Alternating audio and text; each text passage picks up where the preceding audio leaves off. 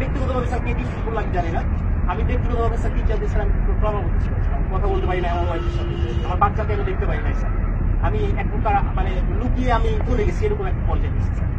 আমাদের এই যে অধঃপতন স্যার, বাহিনী হিসেবে যে পরিচয় দিব আমি পুলিশ, এই পরিচয় দিতে স্যার ভয় লাগে, লজ্জা লাগে স্যার। একটা বাহিনী ফোর্স হয়েছে আমি নিজে পরিচয় দিব, আমার নিজের লজ্জা লাগে।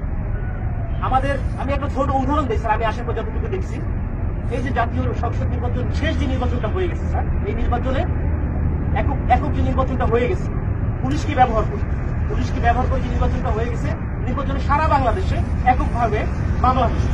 কিছু মামলা গায়েবী মামলা, যে মামলাগুলো ভিত্তি নাই, এই মামলাগুলো আমাদের দিকে করাইছে। সাধারণ জনগণ যারা আছে বিএনপি, যারা আছে জামাত, যে কিছু জানেই না, তাদেরকে আমাদের গ্রেফতার করা লাগছে স্যার। জনগণের মধ্যে আমাদের যে শত্রুতা দৌরাত্ম সৃষ্টি হয়েছে স্যার, এই সাম্প্রতিক সময়ে একটা বিষয় থেকে আমাদেরকে নির্দেশনা দিচ্ছে যে এলাকায় কোনো বিএনপি জামাত থাকতে পারবে না, এলাকায় কোনো অন্য ভিন্ন ধর্মাবলম্বী কোনো কিছু থাকতে পারবে না। আমার এসপি স্যারকে তো আর মানুষ জানে না যে এটা আমার এসপি স্যারের কমান্ড ছিল, আমার ডিএজি স্যারের কমান্ড ছিল, এটা তো মানুষ জানে না। মানুষ জানে যে এটা আমি একজন সাব ইন্সপেক্টর, আমি এটা করছি। সন্তোষ নামে একজন সাব ইন্সপেক্টরকে মেরে ঝুলাই দিচ্ছে, রাখছিল কি সাম্প্রতিক সময় যখন প্রথম আন্দোলন শুরু হলো স্যার, সেই আন্দোলনে একটা গাড়ি ভাঙচুর হয়, সেটা সরকারবাদী একটা মামলা হয়, সেই মামলার আইন ছিল সন্তোষ, যাকে স্যার এটা জানেন উপরে অনেক প্যাথেটিক একটা ঘটনা স্যার, আপনারা যে দেখছেন হয়তো স্যার, এখানে আপনাদের বিষয়টাও স্যার এখানে আসছে, আমরা সবাই এটা জানছি। তো এইরকম স্যার অনেক বিষয় আছে স্যার, আমরা কথা বলার কোনো সুযোগ থাকে না। আমরা চাই স্যার এই বাহিনীটাকে স্যার এই যে রাজনীতিকরণ, এই রাজনীতিকরণ থেকে আমাদের দাবি দেওয়ার প্রধান যে বিষয়টা, সেটা হচ্ছে আমরা এই রাজনীতিকরণের মধ্যে স্যার থাকতে চাই না।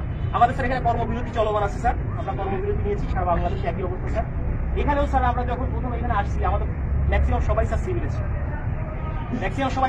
জানি না আমরা অফিসার ইনচার্জ আমাদের অফিসার আমাদেরকে সবাইকে মানে যেভাবে হোক না কেন, ফোর্সফুলি হোক যেভাবে হোক আমাদের পোশাক করতে বাধ্য করছে। আমি স্যার পোশাক করি না, তার মানে স্যার এরা যে আমি চাকরি করবো না, আমি একটা এডুকেটেড পার্সন স্যার, আমি ফিজিক্সে মাস্টার্স করছি ঢাকা কলেজ থেকে, আমিও স্যার এই যে ছাত্র আন্দোলন করছি আমিও পক্ষে, বাট এই পুলিশের সাথে সে প্রত্যেকটা হত্যাকাণ্ডের স্যার বিচার হোক, ছাত্র 200, 300, 400, 500 যা মারা গেছে এটা বিচার হোক স্যার। আমরা চাই আমাদের যে সকল সিনিয়ররা স্যার কমান্ড করছে, যারা এগুলা করছে, তারা পার পেয়ে গেল কেন, তারা কিভাবে স্যার পার পেল? আমার এই প্রশ্নটা স্যার আমার থেকে দেয় স্যার, কেন যারা অন্যায় করলো, যারা আমাদেরকে মানুষের কাছে শত্রু হিসেবে দাঁড় করাই দিল, তারা কেন স্যার পালিয়ে গেল? তাদেরকে কেন কেউ আটকালো না স্যার? আমরা যারা এই ফিল্ড পর্যায়ে পেয়ে গেছি, প্রত্যেকটা মানুষের সাথে মিশে গেছি, আমরাই স্যার বিপদগ্রস্ত, কিন্তু স্যার দেখেন বাংলাদেশে এখন পর্যন্ত কতজন পুলিশ মারা গেছে, এই মারার সংখ্যাটা কতজন মারা গেছে এই সংখ্যাটা আমরা এক্স্যাক্টলি জানি না স্যার। একটা বাহিনী হিসেবে আমরা পরিচয় দিচ্ছি, বাট আমি জানি না যে আমার ফোর্স, আমার অফিসার রাস্তায় পড়ে আছে, কুকুরে লাশ খাচ্ছে স্যার। এই কথা দেখার মতো, বলার মতো কেউ নাই। আমরা আসছি স্যার যে আমরা একটা কার্যক্রম শুরু করবো, আপনারা এটা করেন ওইটা করেন, এটা না স্যার, আগে বুঝতে হবে স্যার আমাদের জায়গাটা কোন জায়গায় স্যার, আমাদের চাহিদাটা কোন জায়গায় স্যার, এটা উপলব্ধি করতে হবে স্যার। আপনারা আসছেন স্যার, আপনারা এই ক্লান্তি লগ্নে স্যার বাংলাদেশ সেনাবাহিনী সবসময় আপনারা বাংলাদেশের সাথে ছিলেন, ওতপ্রোতভাবে জড়িয়ে আছেন স্যার। আমরা চেষ্টা করি স্যার, এখন আমার বন্ধু বান্ধব অনেকে আছে যারা আমাকে নিয়ে ঘৃণা করতো, আমাকে খোঁচা মারতো, পোক করতো, তারাই বলতেছে যে না দোষ চলে কাজ কর, শুরু কর, উপলব্ধি করতেছে স্যার। বাংলাদেশে সর্বপ্রথম স্বাধীনতার যুদ্ধে বাংলাদেশ পুলিশ রাজারবাগে যে প্রতিরোধ গড়ে তুলেছিল, এটা তো অস্বীকার করার স্যার কিছু নাই। সারা বাংলাদেশের পুলিশের অবদান স্যার, অনস্বীকার যে অবদান, এটা অস্বীকার করার কোনো সুযোগ নাই। কিন্তু এই যে দলীয়করণ, এই দলীয়করণটা স্যার আমরা চাই, আমরা দলীয় কোনো করণের মধ্যে আমরা থাকতেই চাই না স্যার। আমাদের প্রধান পয়েন্ট হচ্ছে এইটা, আমরা চাই পুলিশ একটা নিরপেক্ষ স্বচ্ছ বাহিনী হোক।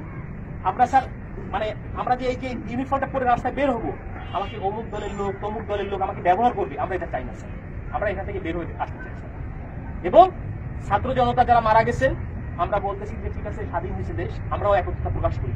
আমরা কিন্তু পুলিশ কর্মবিরতি দিচ্ছি কেন, যে আমাদের পুলিশ মারা গেছে এটা না, আমরা চাচ্ছি যে সারা বাংলাদেশ যেভাবে সংস্কার হচ্ছে, আমাদের বাংলাদেশ পুলিশও ঠিক একই রকম ভাবে সংস্কৃত হয়ে একটা জনগণের পুলিশ হিসেবে আমরা প্রকৃত কাজ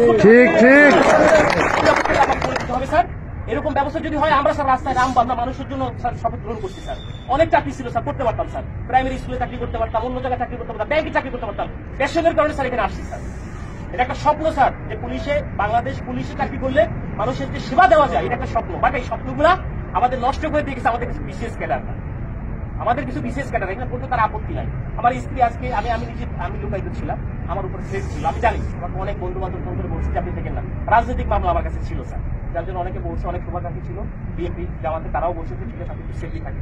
আমি যখন আসছি, আজকে খুলনা থেকে আসছি, গোপনে আসছে, আমার স্যার শেভ করি না, রাস্তায় চেকিং হচ্ছে স্যার, পুলিশ কিনা স্যার, এরকম বাংলাদেশ স্যার আমরা চাই না।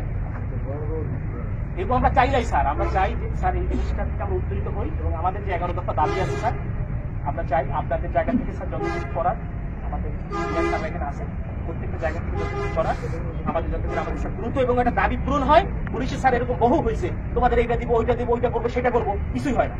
আমরা চাই একটা প্রজ্ঞাপনের মাধ্যমে আমাদের এই দাবিগুলো মেনে নেওয়া হোক, যৌক্তিক দাবিগুলি।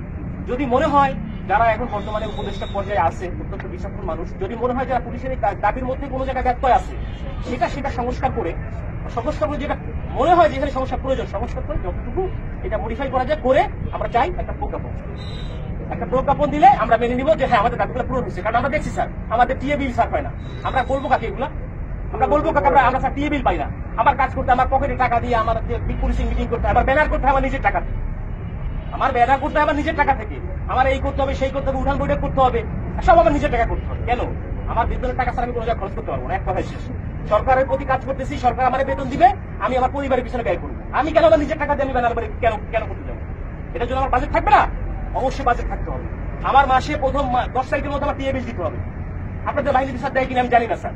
এই সুবিধাগুলো কি আপনাদেরও কি এরকম শুধু কমিটমেন্ট করে কি স্যার আপনাদের কি রেখে দেয় কিনা আমি জানা নাই স্যার। আমি যথেষ্ট মানে অনারের সাথে বললাম স্যার, কিছু মনে করা যাবে না, অনেক কষ্ট স্যার আমাদের মনে, অনেক বড় কষ্ট স্যার। এখানে যারা আছে সবাই বলছে কথা বলতে হবে, এখানে স্যার আরো কষ্ট স্যার। এখানে আমরা কর্মবিরতি দিচ্ছি, আমার ভাই একজন কনস্টেবল স্যার কি ক্ষমতা থাকে, একজন সাব ইন্সপেক্টর কি ক্ষমতা থাকে স্যার। আমি তো স্যার মানে বোকার স্বর্গে বোকার মতো করে স্যার আমাকে নাঙ্গল আমার ঘাড়ে চালাতে যেভাবে স্যার দিবে আমি সেভাবে চুষে আনি। এটা তো সাধারণ মানুষ বোঝে না। সাধারণ মানুষের সাথে আমাদের এই যে ফিল্ড পর্যায়ে যারা কাজ করে আমাদেরকে